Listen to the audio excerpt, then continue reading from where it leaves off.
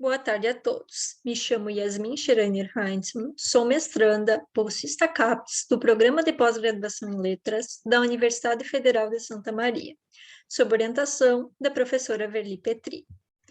Nessa comunicação, apresento algumas reflexões do que venho desenvolvendo em meu trabalho de dissertação de mestrado, cujo título provisório é Discurso sobre a Pátria em O Cerro Largo durante a ditadura militar brasileira. Busca explicitar para essa comunicação uma parte das análises nele empreendidas, através das quais busco refletir sobre a constituição do discurso sobre pátria na mídia impressa à época da ditadura. O objetivo é observar, por meio desses discursos, o funcionamento ideológico inscrito nos processos discursivos, compreendendo como a formação discursiva religiosa cristã e a formação discursiva estatal brasileira comparecem nesses dizeres sobre pátria, produzindo efeitos de sentido em um período de censura aos sujeitos.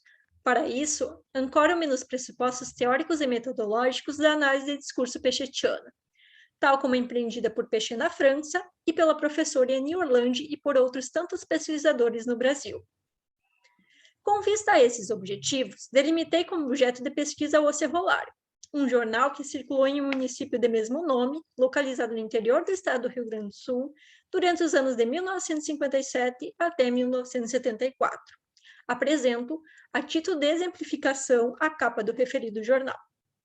A partir desse arquivo, selecionei especialmente edições dos anos de 64 até 74, tendo em vista o período ditatorial em foco.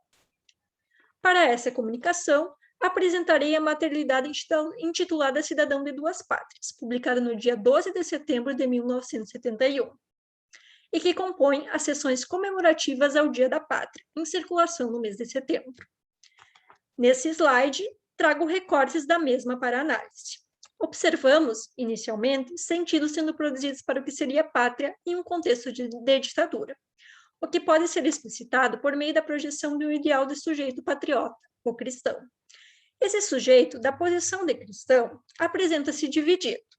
Inscreve-se na FD religiosa cristã, mas, ao mesmo tempo, ocupa a posição sujeito de cidadão, representada aqui pela formação discursiva estatal brasileira. Ou seja, ele é atravessado pelos saberes de ambas formações discursivas, nas quais inscreve-se por meio de modalidades de tomada de posição, nesse caso mais específico, de identificação plena, como nos propõe Pechet 2014. Além disso, consideramos também uma singularidade em relação à ideologia e às FDs, que pode ser observada nas análises empreendidas, ou seja, sua porosidade e heterogeneidade, conforme Indursky 2008, que nos demonstram tanto a divisão dos sujeitos como a divisão dos sentidos. Além do mais, o culto a essas denominadas pátrias, que representam metonimicamente o Estado e a Igreja, é realizada pelo sujeito por meio do dever, e nunca pelo seu direito. Ou seja, deve cumprir as obrigações religiosas, pagar, votar nas eleições, trabalhar, com vista sempre ao desenvolvimento do país. Não é o direito que o constitui como cidadão do Estado, mas sim suas obrigações civis e religiosas para com este. Conforme a Althusser 1980, o aparelho ideológico religioso igreja e o aparelho ideológico exército militares funcionando para a constituição de sentidos. O sujeito é designado ainda, nos recortes que seguem, como uma unidade de pessoa, não podendo ser bom cristão se for um mau cidadão, nem servir a pátria sendo um mau religioso, o que nos leva a questionar: quem seria esse outro mau sujeito, mau cidadão, mau cristão, designado ainda em outros recortes como um comunista?